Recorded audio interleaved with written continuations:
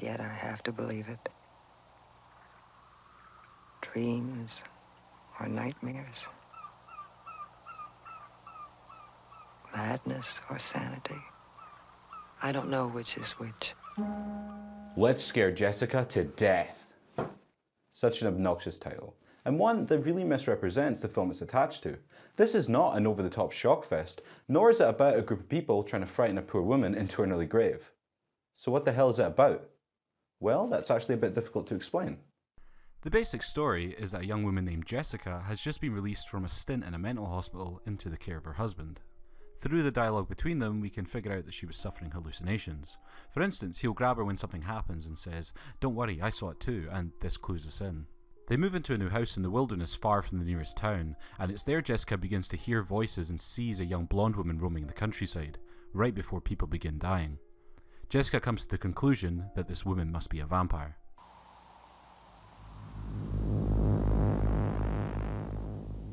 Throughout the film, we also hear Jessica's inner thoughts. Her words usually clash with how she is presenting herself to others, in a representation of how her mental health is affecting her. Considering how massive a topic mental health is today, this is an insanely progressive theme. Remember, this is a film that's almost 50 years old. Many modern films that deal with this subject, such as the latest Joker movie, are often too on the nose and spell out their message to the audience so much that you end up rolling your eyes. Here, all we need to hear is Jessica's inner monologue and see the pained smile on her face she presents while hiding what she's truly going through to get the message loud and clear. BBC sent out. He wants her. You'll never believe me again. No one will.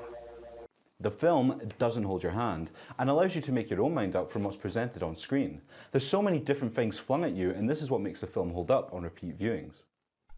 Is it that Jessica is just going mad, or is there really a vampire on the loose? At the beginning of the film, they hold a seance, and we later learn that a woman accused of being a vampire died in the mid-17th century. Did they raise a harmful spirit that is now taking its revenge for its wrongful death?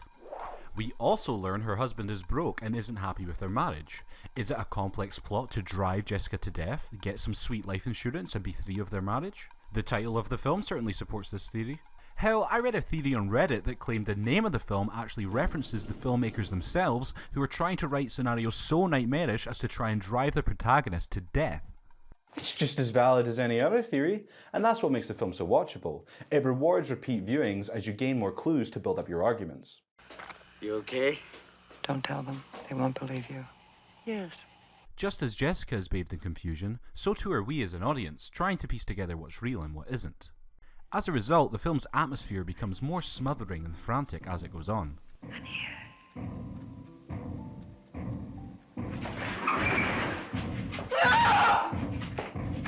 Big props also have to go towards the visuals. The 70s production offers this unique look that a lot of horror films of this decade are gifted with. When I think of raw, gothic visuals, I think of Werner Herzog's Nosferatu the Vampire, where the grainy 1979 look really adds a lot to the vibe of the film.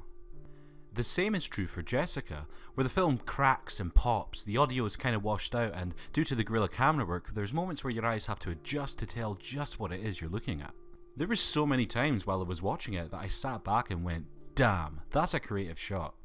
This is still a low budget horror, so it isn't a feast for the eyes or anything, but for what they had to work with, it contains some highly memorable cinematography. The lack of answers may frustrate you if you're someone who likes a film to be clear and tell a traditional story, but for the rest of us who love this type of film, we all know that's just part of the fun. If you love more abstract storytelling with a chilling atmosphere that allows you to speculate and theorise what the experience was about with others, then this will be right up your alley. Is it a horrifying look into a vampire preying on a town? Or is it a tragic descent of a woman's inability to overcome her depressive tendencies? The only way to decide is to give it a watch yourself and come to your own conclusions. And I highly recommend you do. It's a terrific movie. Just with a terrible name.